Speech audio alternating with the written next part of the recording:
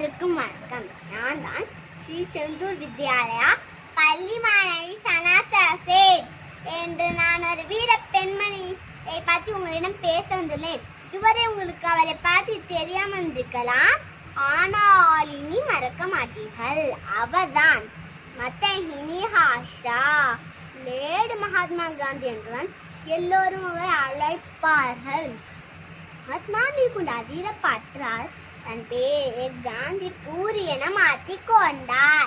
ஒரு ஏழை விவசாயின் மகளாக பிறந்ததால் கல்வி இவருக்கு 8 16வது வயதில் 60 வயது செய்து கொண்டு 18வது வயதில் ஒரு குழந்தை கூட இன்றி விதவையானார். பின்னர் தன் வாழ்க்கையை முழுமையாக சமூக சேவைக்காகவே அர்ப்பணித்துக் கொண்டார்.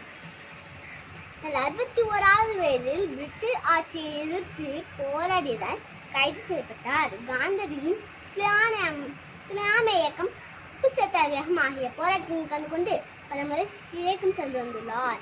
1945ஆம் ஆண்டு வெள்ளையனே வெளியேறு இயக்கம் காந்தியடிகளால் தொடங்கப்பட்டது.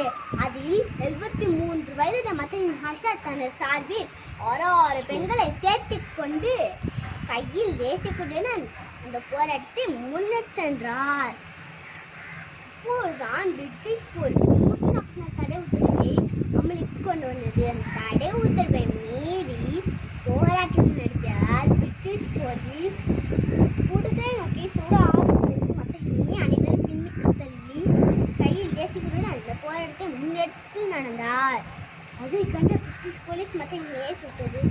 தன் மேலே 3 தோட்டா பாய்ந்த நிலையிலும் தேசிய கொடியை தரையில் விடாமல் வந்தே மதுரம் வந்தே மதுரம் சொல்லியபடியே உயிரித்தார்.